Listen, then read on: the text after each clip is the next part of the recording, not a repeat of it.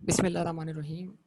तो पिछली क्लासेस के अंदर लाइन ऑफ रिग्रेशन कवर करने के बाद आज हम एक टॉपिक शुरू करने जा रहे हैं, उसका नाम है कोरिलेशन।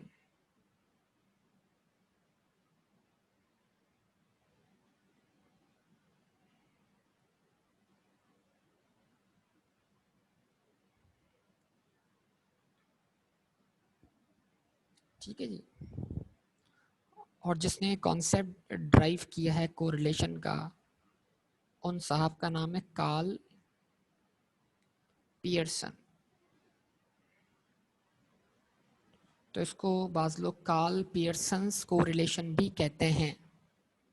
कार्ल पियर्सन्स कोरिलेशन, ठीक है। तो इससे भी आप इसको पहचान लेंगे। बाज़ दफ़ा कभी कभार, बहुत रेयर है, एग्जामिनर ये नाम यूज़ कर लेता है। अगर यूज कर ले तो फिर आपको याद होना चाहिए कि कार्ल पियर्सन किसका नाम था। ठीक है। अच्छा, अब बात इसमें यह है कि एक्चुअली कोरिलेशन का कॉन्सेप्ट पहले है और लाइन ऑफ रिग्रेशन का कॉन्सेप्ट बाद में। अब हमने पहले लाइन ऑफ रिग्रेशन पढ़ ली और कोरिलेशन हम बाद में पढ़ रहे हैं। तो बेसिकली है क्या, जरा रिकॉल करें इस चीज को कि लाइन ऑफ रिग्रेशन में हमने क्या किया था। एक डायग्राम था जिस पर मुख्तलिफ पॉइंट्स मौजूद थे, जिसको हम स्कैटर्ड डायग्राम के नाम से पुकार रहे थे। यस और नो? उसको स्कैटर्ड क्यों बोल रहे थे? कि वो पॉइंट्स बिखरे हुए थे,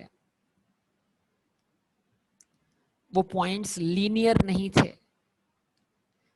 लीनियर नहीं थे, वो ऑलरेडी स्ट्रेट पाथ पर नहीं थे, लेकिन वो पॉइंट्स लीनियरली रिलेटेड थे। क्या थे?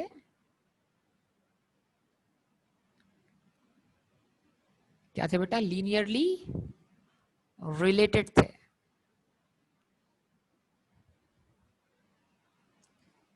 यानी उनके अंदर हमें एक रिलेशनशिप दिखाई देता था।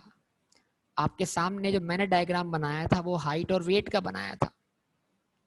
तो किसी की एग्जैक्ट हाइट पर एग्जैक्ट वेट निकालना पॉसिबल नहीं था, लेकिन ये तो पता था ना कि हाइट बढ़ने से वेट में इजाफा होता है। हाइट और वेट का पॉजिटिव कोरिलेशन है या पॉजिटिव रिलेशनशिप है। आप सबका रिस्पांस चाहिए होगा ताकि बात आगे चलती रहे। जवाब दें। अच्छा जी, तो असल में हो क्या रहा था? हो ये रहा था कि हम लाइन ऑफ रिग्रेशन में बिखरे हुए पॉइंट्स को एक स्ट्रेट लाइन पे ला रहे थे। वो पॉइंट्स जितने ज्यादा बिखरे हुए होंगे, उतनी ज्यादा ओरिजिनल पॉइंट की और एवरेज पॉइंट की क्या आएगी बेटा? डेविएशन। यस और नो? जरा सोचिए इस बात पर। जितने पॉइंट्स ज्यादा में ज्यादा दूर होंगे ना, मतलब बिखरे हुए जितने ज्यादा होंगे, जितने ज्यादा स्कैटर्ड होंगे, उतनी ज्यादा क्या होगा बेटा? एक्चुअल पॉइंट में और एवरेज पॉइंट में उतना ज्यादा क्या होगा? डिफरेंस आएगा। क्या ये बात आपकी समझ आती है बेटा? क्योंकि माशाल्लाह आप एवरेज भी पढ़ चुके हैं, आप डेविएशन भी पढ़ चुके हैं। क्या कहते हैं इस बात को? तो जितनी ज्यादा डेविएशन होगी, उतनी ज्यादा हमारी एस्टीमेट की एक्यूरेसी मुतासिर होगी। जितना एक एवरेज पॉइंट ओरिजिनल पॉइंट से दूर होगा या ओरिजिनल पॉइंट एवरेज पॉइंट से दूर होगा, उतना डिफरेंस तय करके वो आएगा किस पर? स्कैटर्ड डायग्राम पर। चलें, बहुत से लोग वर्बली इस बात को समझ नहीं पा रहे, उनको समझाने के लिए मैं एक डायग्राम बनाने जा रहा हूं।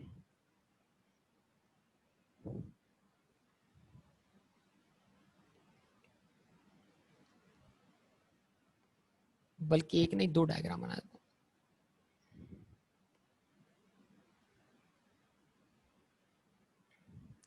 ठीक है बेटा, आप जरा इसको गौर से देखिएगा आप लोग।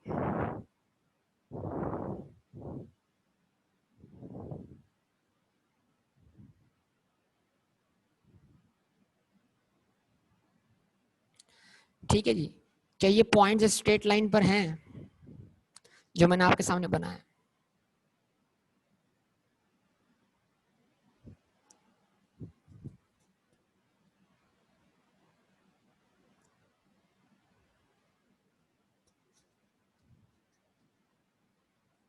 जवाब दें, ये स्टेट पॉइंट पे तो नहीं है ना?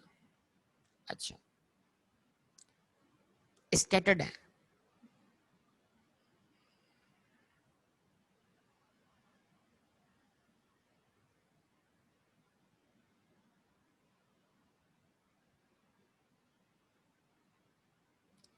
अच्छा, मैंने एक और डायग्राम बनाया है। ये बताइए, एक डायग्राम राइट हैंड साइड पर है, एक डायग्राम लेफ्ट हैंड साइड पर, कौन सा डायग्राम ज्यादा स्कैटर्ड है?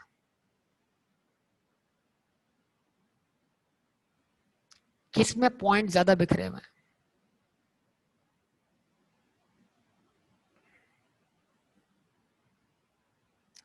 राइट हैंड साइड वाले में। ओके, जबरदस्त। अच्छा, फर्ज कर लेते हैं कि हमने लाइन ऑफ रिग्रेशन वर्कआउट कर ली।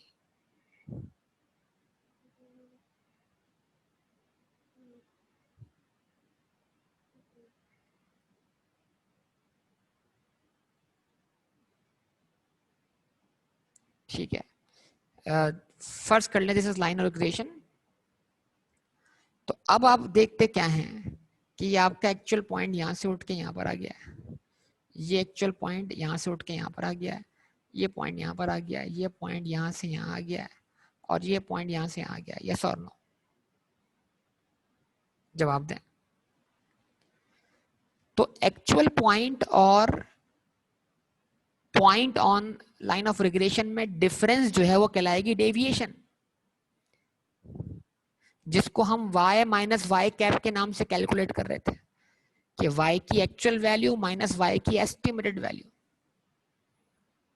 जिसका डिफरेंस क्या आ रहा था? 0 आ रहा था ना, क्योंकि एवरेज था। बोलो, याद है?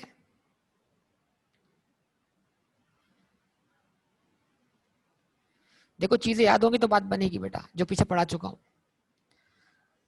अच्छा, अब इधर देखो, इधर भी बना लेता हूं मैं लाइन ऑफ रिग्रेशन। ठीक है,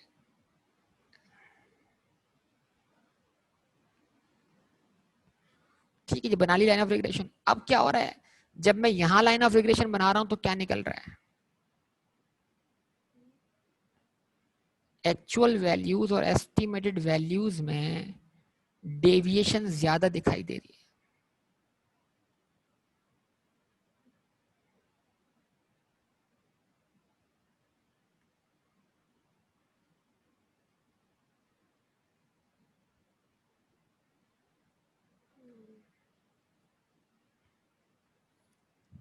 यस और नो? तो आपका क्या ख्याल है, कौन सी वाली लाइन जो होगी वो ज्यादा बेहतर एस्टिमेट दे पाएगी? वो लाइन जिसका स्कैटर्ड पॉइंट से डिफरेंस कम होगा, या वो लाइन जिसका स्कैटर्ड पॉइंट से डिफरेंस क्या होगा? ज्यादा होगा।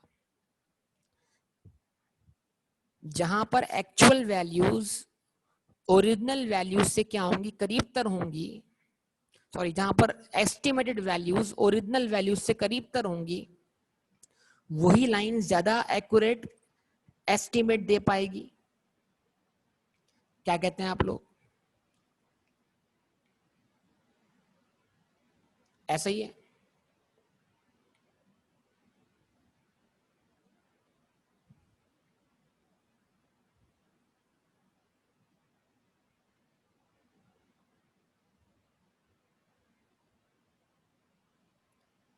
तो इसका मतलब ये हुआ कि जो डेटा ज्यादा स्कैटर्ड होगा उसका लाइन ऑफ रिग्रेशन जो है, उसका एस्टीमेट जो होगा वो रिलायबल नहीं होगा, और जो डेटा कम से कम स्कैटर्ड होगा उसका estimate through line of regression जो होगा वो रिलायबल होगा।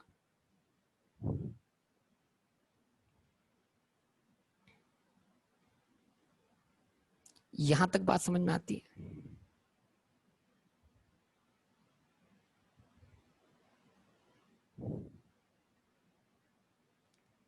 तो अब क्या हर डेटा का हम पहले डायग्राम बनाएंगे और डायग्राम बनाकर हम ये जानेंगे डिफरेंस कितना है?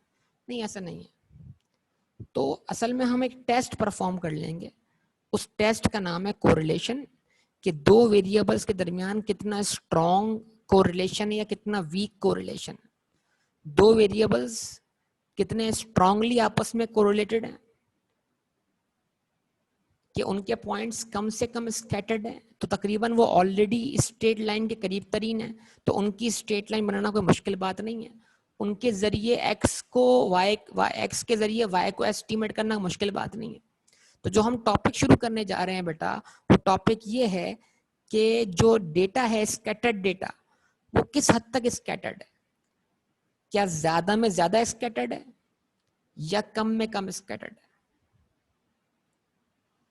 तो क्या होगा, या तो डेटा ऑलरेडी स्ट्रेट लाइन पर होगा या स्ट्रेट लाइन से हटा हुआ होगा। तो ये बात हम जान सकते हैं एक टेस्ट परफॉर्म करके, और उस टेस्ट का नाम क्या है, कोरिलेशन। कि बगैर डेटा ड्रॉ किए हम डिग्री ऑफ कोरिलेशन फाइंड करें, जो हमें ये बताएगा डेटा कितना ज्यादा स्कैटर्ड है या कितना कम स्कैटर्ड है। तो प्रैक्टिकली अगर देखा जाए कि किसी डेटा की अगर आपको लाइन ऑफ रिग्रेशन निकालनी हो, तो आप उस लाइन ऑफ रिग्रेशन को निकालने से पहले पहले उसका कोरिलेशन फाइंड करें कि क्या उन दो वेरिएबल्स के दरमियान कोरिलेशन है भी या नहीं। अगर उन दो वेरिएबल के दरमियान कोरिलेशन एग्जिस्ट करता हो, तो फिर आप उसकी लाइन ऑफ रिग्रेशन बनाकर एक्स के जरिए वाई को एस्टिमेट कर लें, वाई के जरिए एक्स को एस्टिमेट कर लें। क्या इस टॉपिक का मकसद समझ में आया बेटा आप लोगों को?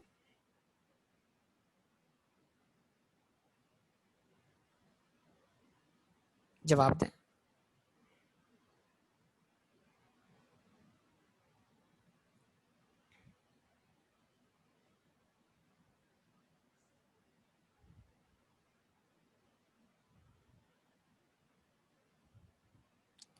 यहां तक बात समझ में आती है बेटा? अच्छा, ओके। नाउ इस बात को आगे लेके चलते हैं। अब मैं आपके सामने मुख्तलिफ डायग्राम बना रहा हूं, ठीक है, जिसको मुख्तलिफ हम नाम देंगे।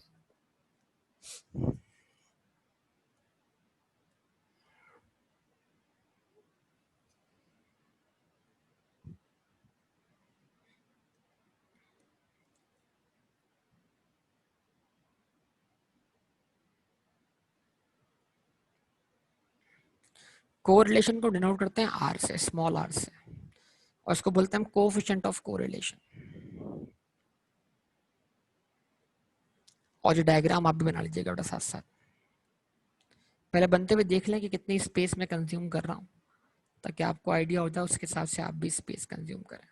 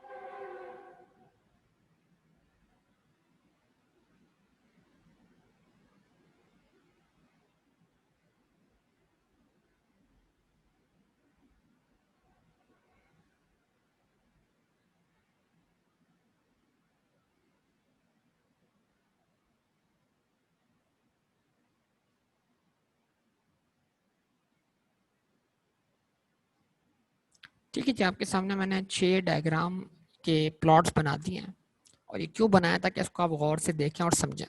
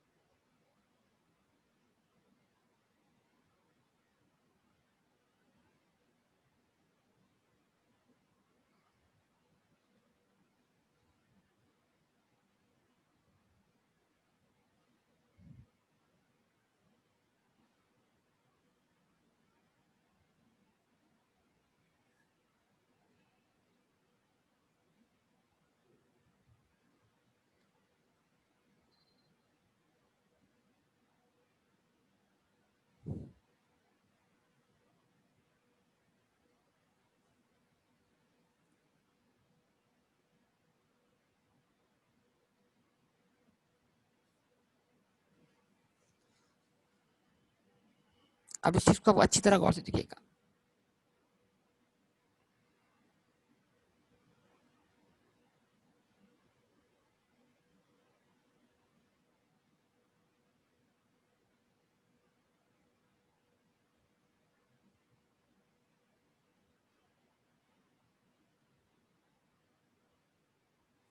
जो मैंने लेफ्ट हैंड साइड पर आपके सामने डायग्राम बनाया सबसे पहला, उसमें तकरीबन आपको लाइन जो है स्ट्रेट लाइन लग रही होगी, लेकिन थोड़ा सा फर्क होगा। अगर हम उसको मिलाएं पॉइंट्स को तो थोड़ा सा कर्व आपको दिखाई देगा, लेकिन तकरीबन लाइन जो है वो स्ट्रेट के करीब तरीन है। यस और नो बताइए।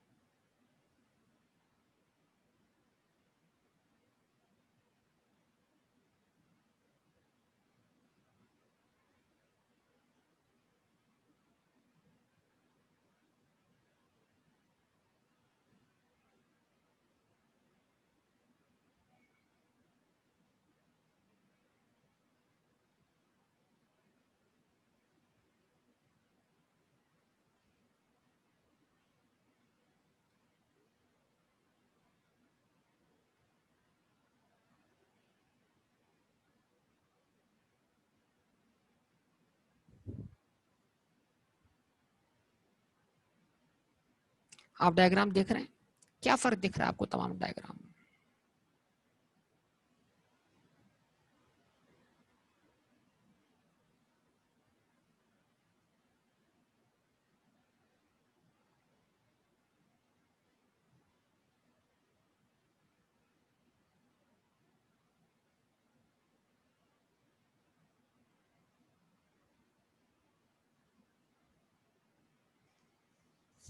इन 6 डायग्राम्स को देखिए और देखकर बताइए। मैं कोरिलेशन को ग्राफिकली एक्सप्लेन कर रहा हूँ बेसिकली, ताकि आपको कोरिलेशन का मतलब समझ में आ जाए, मतलब और मकसद समझ में आ जाए।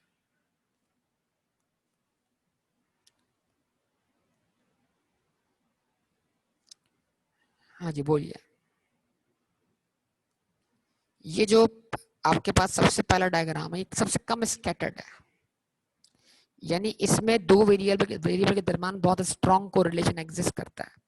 इनको बड़ी आसानी से आप स्ट्रेट लाइन पे ला सकते हैं, एक्स के जरिए बड़े आसानी से वाई को एस्टिमेट कर सकते हैं, और उसकी एक्यूरेसी मतलब कोई प्रॉब्लम नहीं करेगी आपके लिए।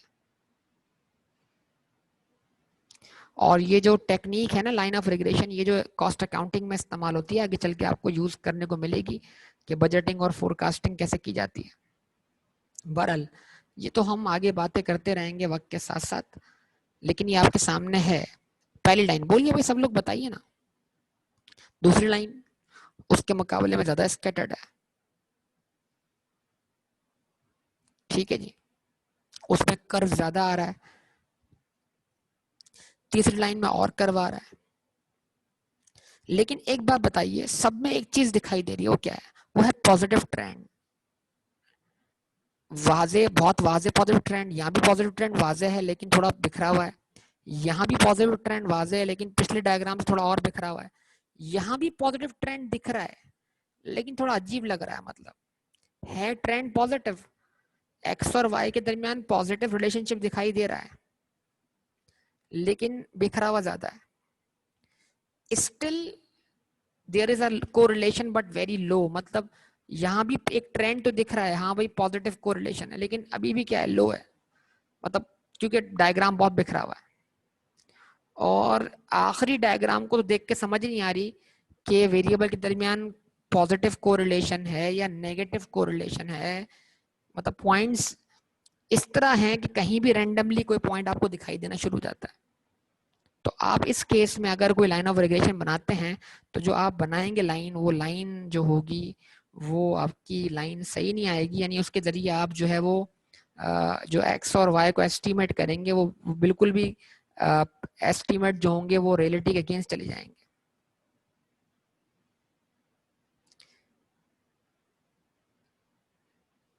समझ पा रहे हैं इस बात को? जवाब दें।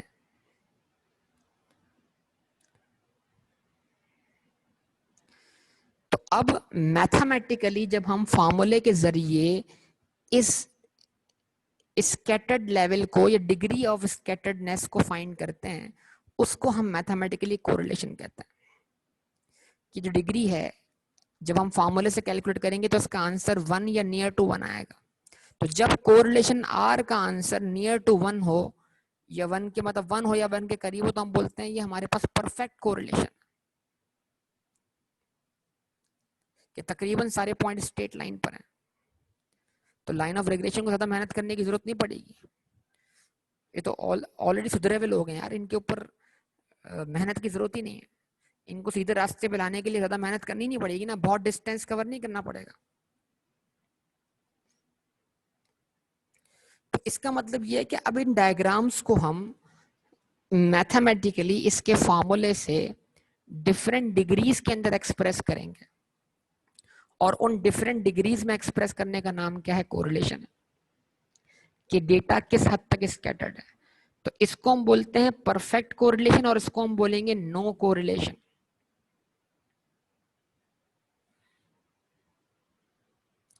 अब कोरिलेशन ऑब्वियसली ऐसे वेरिएबल के दरमियान होगा, और इसके दरमियान जो है फिर वो हाई, मॉडरेट, ठीक है जी, low, very low and no correlation, मतलब सब नाम देंगे अभी हम इसको। इसको हम परफेक्ट कोरिलेशन बोल देंगे, इसको हम क्या बोलेंगे जनाब? स्ट्रॉन्ग कोरिलेशन बोल देंगे, मॉडरेट कोरिलेशन बोल देंगे, लो कोरिलेशन बोल देंगे, इसको हम वीक कोरिलेशन बोल देंगे, और इसको हम नो कोरिलेशन बोल देंगे। तो अब ऑब्वियसली पहले समझें कि क्या दो वेरिएबल के दरमियान रिलेशनशिप होता है कि नहीं होता। हम हाइट और वेट की बात कर चुके। इसके अलावा भी हम एग्जांपल ले सकते हैं ना। एक कंपनी जो है वो आउटपुट प्रोड्यूस करती है, मिसाल के तौर पर एक कंपनी मोबाइल फोन बनाती है, तो जितने ज्यादा मोबाइल फोन वो कंपनी बनाएगी उसकी प्रोडक्शन कॉस्ट में क्या होगा? इजाफा होगा, उसका खर्चा बढ़ेगा। तो चीजें बनाने के लिए खर्चा भी तो करना पड़ता है ना, यस और नो बोलिए। तो प्रोडक्शन कॉस्ट का और जो भी बिजनेस आउटपुट प्रोड्यूस कर रहा है, किसी बिजनेस का आउटपुट जो है वो मोबाइल फोन है, किसी बिजनेस का आउटपुट जो है वो लैपटॉप्स हैं, किसी बिजनेस का आउटपुट जो है वो फर्नीचर है। तो जो चीज भी आप बनाओगे उसको बनाकर उसको बनाने में खर्चा तो होगा ना। तो जितने ज्यादा बनाओगे उतना ज्यादा खर्चा होगा। इसका मतलब क्या है? आउटपुट में और कॉस्ट ऑफ प्रोडक्शन में क्या है? कोरिलेशन है, कि एक का तब्दील होना दूसरे में तब्दीली आने की वजह बनता है कि नहीं बनता? बताइए।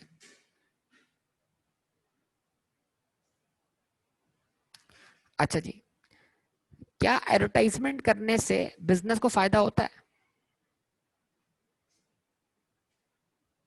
ये उठा रहे हैं। एडवर्टाइजमेंट करने से बिजनेस को फायदा होता है?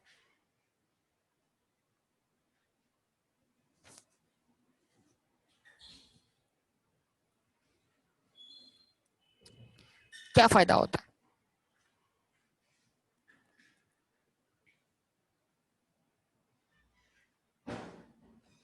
एडवर्टाइजमेंट करने से बिजनेस को क्या फायदा होता है बताइए?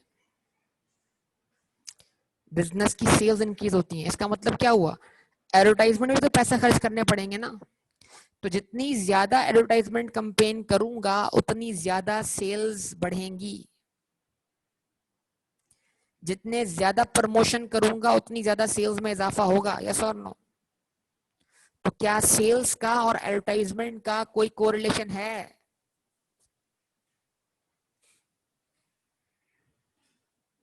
बोलिए, कोई ताल्लुक है?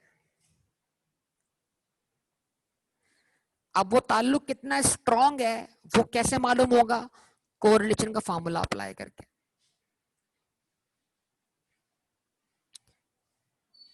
लेकिन हम ये जानते हैं ताल्लुक जरूर है कि एडवर्टाइजमेंट करने से बिजनेस की सेल में इजाफा होता है।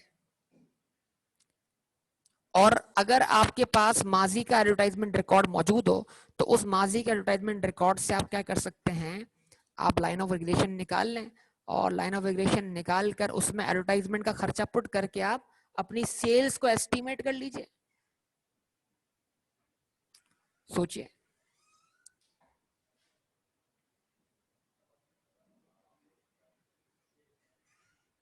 बताइए।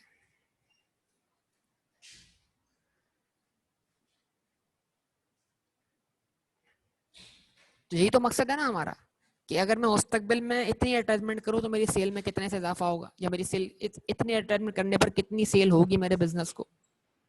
तो ये फायदा है, मतलब कि अगर दो चीजों के दरमियान कोरिलेशन एग्जिस्ट करता है तो फिर आप उसकी लाइन और रेगुलेशन बनाकर मुस्तकबिल में होने वाली किसी भी चीज को फोरकास्ट कर सकते हो।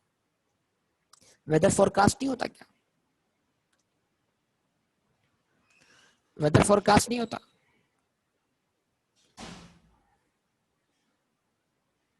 जवाब दें।